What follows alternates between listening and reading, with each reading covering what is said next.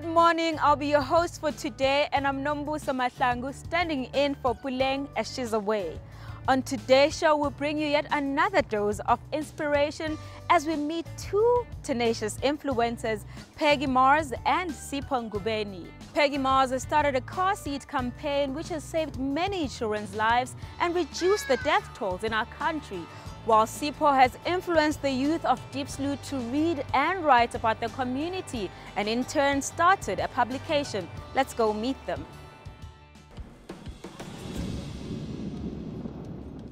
Diepsloot Township is not far from the wealthy suburbs of Dainfen and Steyn City, making some of its residents hopeful because of jobs they've secured within the two estates. Though Diepsloot is also notoriously known for its ongoing violent protests and crime, a young man has taken action to try turning all of that around by empowering the young ones to help him build a better Diepsloot and surroundings. Meet Sipho Ngubeni.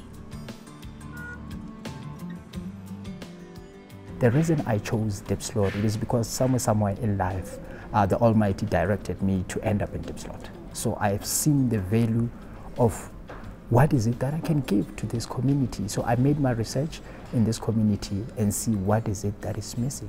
So I realized that some things that I did not have, to be mentored, to be guided in life, it has been something that is missing. So I've seen it as an opportunity to lead other people so that they can see the potential in their lives.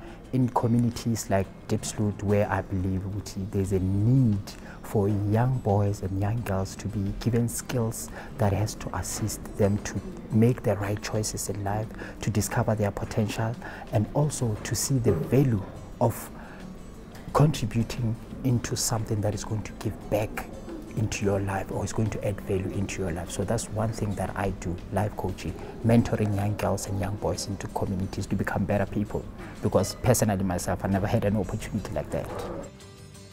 Growing up without parents pushed him towards this direction and ignited his deep passion for community development.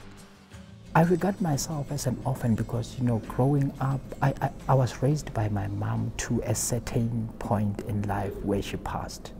And I had to be on myself with extended family members. So it was one of the toughest journey, losing one of the most valuable person in your life. It's something that tore me apart, and it's something, you know, I felt like I've lost everything. However, when I sit down, I didn't lose everything. I still have everything on me, in my mind, in my journey. And however, when it comes to my father figure, I've met him once. And then up until I met him again in 2018 on his grave. My upbringing, it was more or less like in a village, Emakaya, and you know, Maus Emakaya, there's not much activities that are happening. And having the passion, living now, I mean, I was more of a reading person, I was more of an indoor person, Nasekaya, they know. And I've always had the passion for human development. So having that passion in human development, I've seen a gap. And being alive, I grew up with no guidance. And not having guidance is like remembering to do your homeworks. Nobody was there. You know, nobody reminded me to do something. So I've taken it upon myself because I want to contribute in making this country a better country.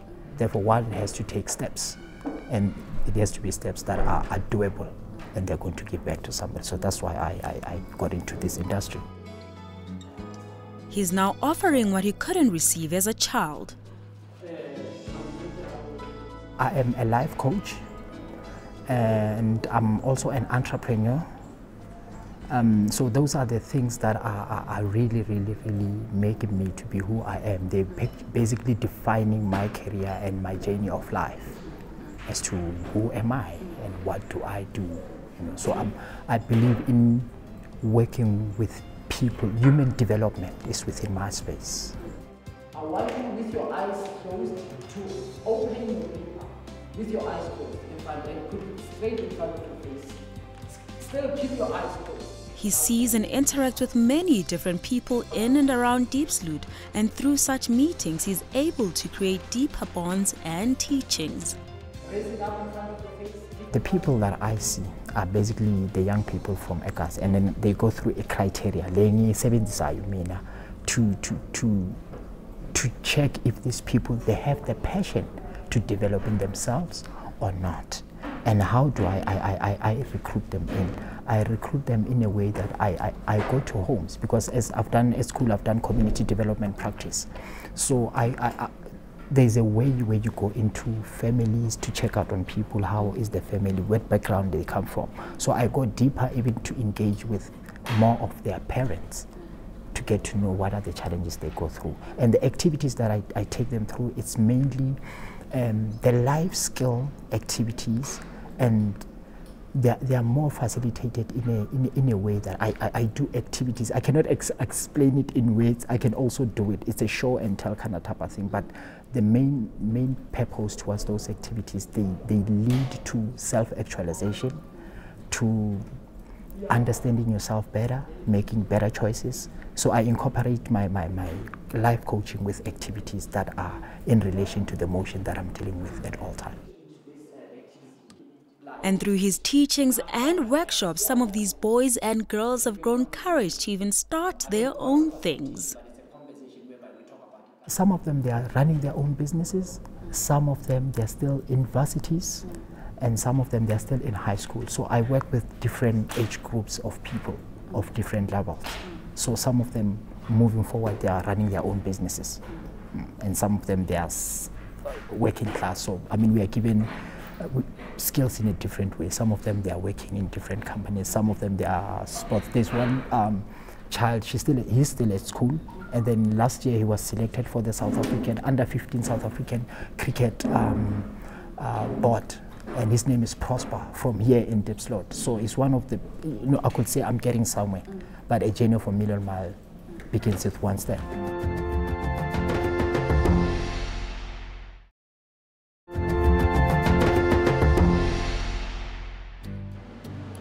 Sipho now owns a business called Diepsloot Kasi Hive.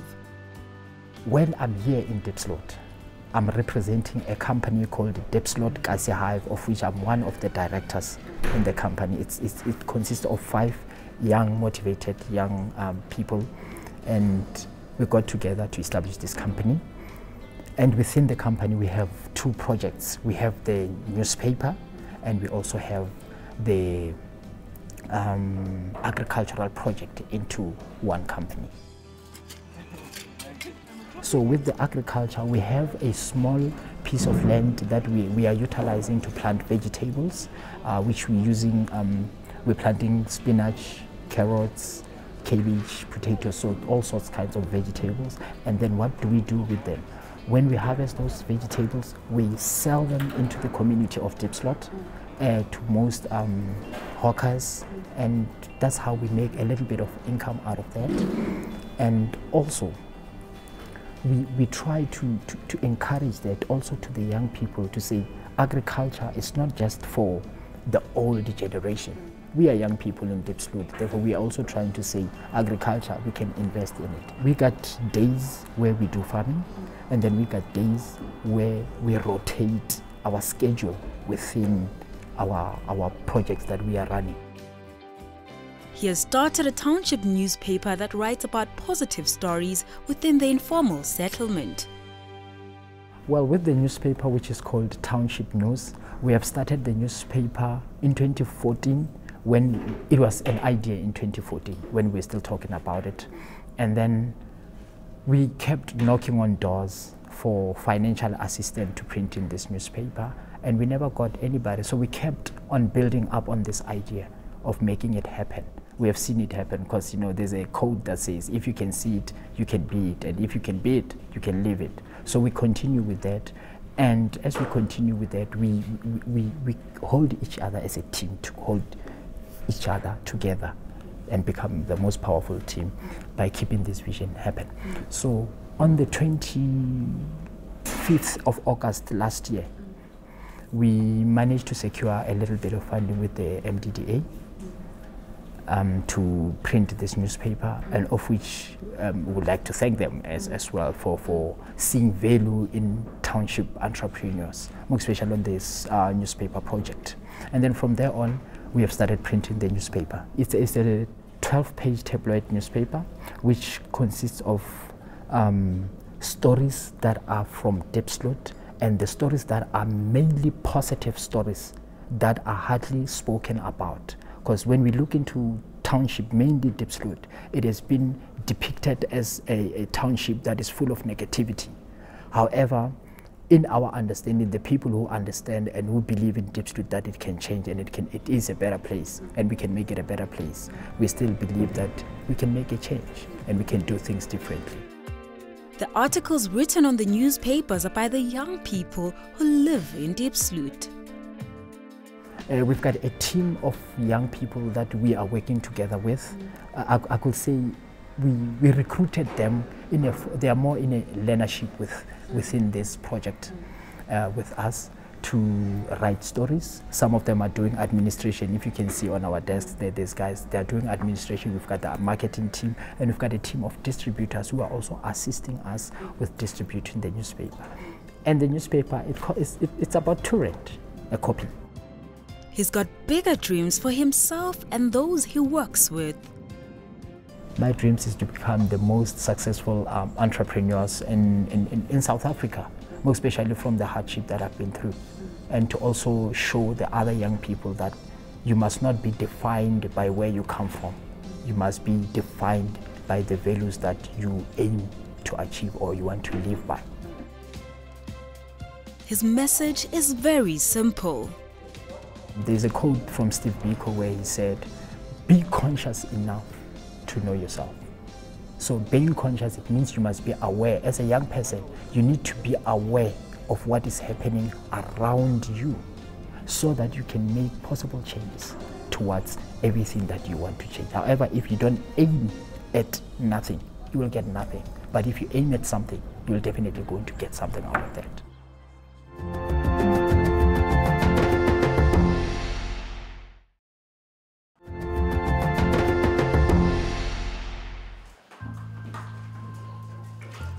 Peggie Moss is a mother of two who was brought up in a loving home, and growing up she was taught that humility is the first step to take when starting the journey of life. Her journey is one that saves lives.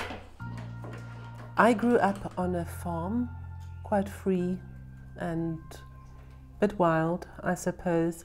My mom had one of those factory alarms that she would push at 5 o'clock, and we had to come home. She loves life, teaching and people, although she lost some along the way. I always wanted to be a teacher. So I went to Teachers College and I did my final year specializing in art. And during that year, they did away with the dedicated art posts at schools. Now, if you go for a job interview at a school and you have art as a major, they don't think that you can teach anything else. So I never taught at an ordinary school. Her marriage taught her never to give up on life. As my head lifted out of the fog of mourning for Jess, I also realized that I'm in an impossible situation. I'm in a dysfunctional marriage, abuse, all those things, and I needed to get out. As she was recovering from her emotional pain, she experienced physical pain. I hurt my back very, very badly. A disc popped and I hurt the sciatic nerve, and I was bedridden for 3 months and couldn't move much for a few months after that, and lost my job as a result. And here I was at a loss and I didn't know what to do. A good friend and business partner came to her rescue. My partner, who's the owner of software designed for training and assessment, gave me a laptop, loaded it on for me and said, "Here, play around with this, see what you can come up with." And I decided to develop a heavy vehicle driver handbook. So I worked a lot with long distance drivers and the health issues that they suffer with, and the environmental, sitting in a cab of a truck for long hours, what it does to you. So I decided to develop the training. I added the K53 to it, and I was talking to a lady in Cape Town who wanted to upskill semi-literate people with a qualification so that they become more employable. So a driver's license is already something that makes you employable. So we were negotiating about this software and how she can use it and all of that. And she did a car seat campaign down in Cape Town. But the response from Gauteng was huge. And she asked me if I could just run with it for a few weeks. Her brand idea of car seats for children then erupted as the response was overwhelming. I remember the first time I had to go on radio, I was so nervous. I was breaking out in a sweat, I was shaking, and I was like, oh, mouth dry, you know, all those things, yeah. David O'Sullivan on 702, way back in the day, responded to my request for an interview, and it was amazing. So many people came back to me with car seats to donate, that wanted to make a difference, wanted to get kids in car seats. And also with research that I've done, I found that at the time, the laws did not support safety of children in vehicles. Children in public transport and as pedestrians just simply didn't exist. Nobody knew much about car seats. They were not spoken about on Facebook groups, you know, on the mommy groups or anything like that. It's just something that's there, you know, and nobody takes any notice of it. And the death toll for children at the time, I think, was 11.6 kids died every single day as a result of a vehicle crash. And I decided that I cannot let this go. You know, the people that I spoke to, the companies that I went to see, all of them were incredibly supportive and said, Peggy, this is something that needs to be done. And I saw it as a baton handed to me that I couldn't yet pass on. You know, I have to run with this and see where it goes. They named the campaign and it went viral. We named the campaign Car Seats for Kids, and Wheelwell is called that because that is the motel at the end of Cars where Lightning McQueen and the little Porsche goes to. And I thought that was a cute name, so that is where it comes from. And our bank accounts were literally opened the morning when I got a call from Ravi Naidu from Prime Media. And he asked me if I would like to do a car seat collection campaign with them in Imperial. And I said, but yes. At this stage, I'm working from our garage. You know, the washing machine in the house, everything was just done from home. You know, there was no money in it. But I couldn't let it go and pursue a different career because my conscience wouldn't allow me. It is as if this was handed to me, you know. It was crazy. The response from the people in Gauteng was mind-blowing. Now, this was in 2012, where on one day, 350 seats were donated at a mall. And that is extraordinary. It took all of us by surprise, the size of the response. You know, I knew it will be that it would be a good campaign, because I have had experience with how willing people are in South Africa to assist, to help out others. And it was absolutely a most amazing campaign. And from there onwards, I can honestly say that the crazy has never stopped. Car Seats for Kids as a campaign has blossomed immensely, to the effect that we have over 8,000 children in car seats as a result of the Car Seats for Kids campaign. And this is seats that parents donate to us. Companies say, here's money, Peggy, go buy car seats, you know, go hand them out. Companies like CarTrack, every first Saturday of school holidays, we are at a mall handing out car seats to parents. She says Wheel Well campaign is meant for everyone who has a child and a car. The fact that you can afford a car does not necessarily mean that you can afford a car seats. And also, parents didn't know how important car seats are and didn't understand them, didn't know how they worked. And with our work, we have found that at least 8 out of 10 car seats are not correctly installed, is not the correct seat for the child, or is not correctly adjusted. So the laws, regulations, everything to do with car seats is part of the Car Seats for Kids campaign.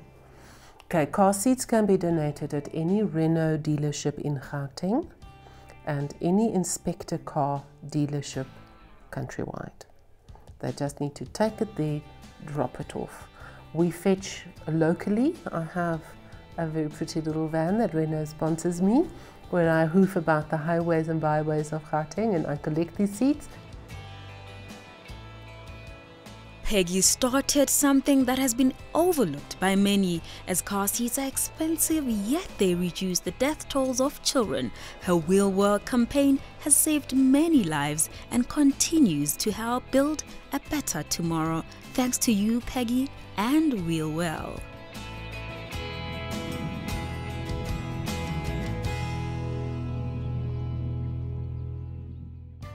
This was inspiring and we hope contagious enough for you to be the change you want to see. From myself and the Stories Untold team, it's a goodbye for now.